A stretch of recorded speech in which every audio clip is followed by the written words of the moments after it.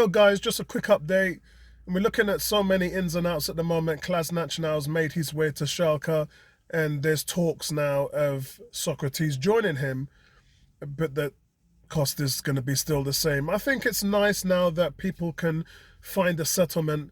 They tried it in the summer, and whatever Arteta and Edu were doing in the summer did not work because there was a ton of players who could have gone out on loan. This is the thing that makes me laugh with these deals.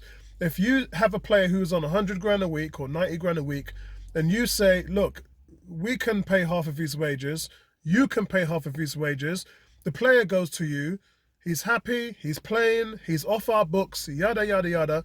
That saves you half their salary. None of that really got done. Yeah, none of that really was able to help Arsenal in any way. And all of a sudden, straight away, we've got Kolasinac, who's now gone, and we've got Socrates, and I don't think Ozil's going to be an issue. Ozil's going to stay. Ozil's going to ride this thing till the wheels fall off. And I think that deservingly so, because Arsenal's the one that gave him the contract. So I wouldn't even blame the player. But I think at the moment now, I wouldn't stress waiting to hear Arsenal spending any money in this transfer window. There's just no money to be spent, and you now have to sell to buy or sell to create space to bring in other loans. So when you look at someone like Leipzig's Marshall Sabitzer, word is Arsenal's in the bidding war. We're not in no bidding war. We're not looking to spend any money on any players this month. In fact, we're even hearing Dani Ceballos could go back to Real Madrid because Arsenal are not needing his services anymore. He's surplus to requirements, but then Real Madrid, they want the player to play. So their understanding of bringing the player back to Arsenal was that he was going to play. Obviously, that's not really worked out, and rightly so. If he hasn't done enough to earn a spot, there's no use for him to be holding players back that should be on the team. The likes of Maitland-Niles and El Nene can play in the middle, and they are both Arsenal players. Ceballos is not an Arsenal player. So for anything that happens in that respect, you're only doing your worst by holding things back. Not remember Joe Willock as well. All these players have had to suffer because you've brought somebody in from an outside source who's taken the reins. And thus, this leads me to Isco. The Isco problem, guys, he's 28. He wants to stay in Spain, so I don't even think a move like this is going to be something the player wants anyway. But I think all it does is it disrupts the flow of someone like a Smith Rowe. If you look at someone like a Willock or Smith Rowe, a creative player in that 8-10 role, it disrupts that development. And we've only just got Smith Rowe on the first team, starting back-to-back games after 2 years. After 2 years of seeing this kid on the rise, we've only just got him in the position that we want to get him in.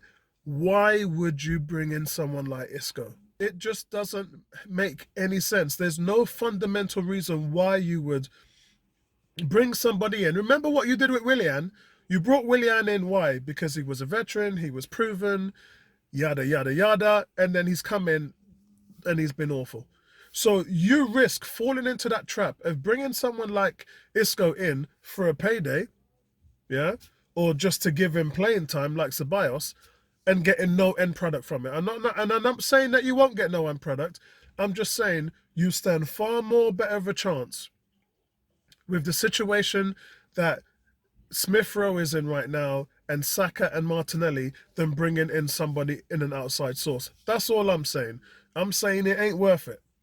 So with that being said, guys, just look for a few more loans to happen. I don't know what's going to happen with Emi Buendia. We're still talking to his agent.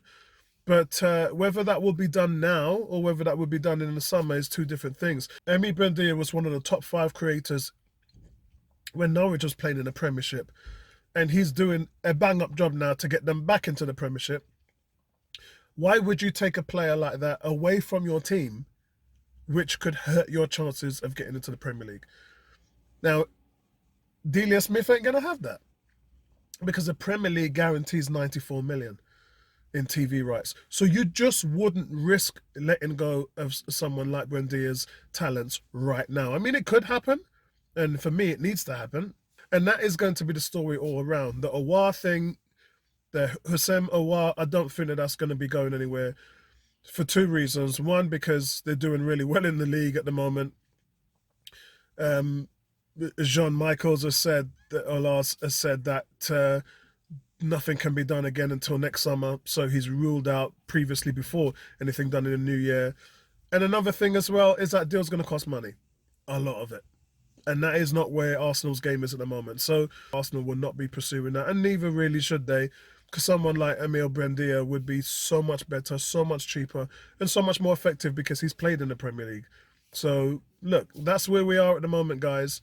But it's good to see that the plan right now is to not just get rid of players and not just say players have to leave, but to know that that is your forte, that starting to get rid of the dead wood is a major plan, and you will be able to decipher ways of doing that, like being able to pay half the wages or being able to cut the contract short. Because like with Socrates now, if you cut his contract short and the player agrees to go on a free, then he'll be able to pick that up. It's understandable that for someone like Socrates, it's worth just sitting down for 5-6 months and getting paid 90 grand a week to do nothing. But then if you want to play, that's a different story altogether. So I'm really hoping that they work their hardest now to make this transfer window effective of getting rid of some of these players. And really that's where it needs to be. I wouldn't put my hand on heart and say there's going to be any big shock deals coming in. I just wouldn't say that for now. We'll have to wait and see. That's it from me, guys. Speak to you guys later on tonight. Premier League show at 10 o'clock. Peace. I'm out.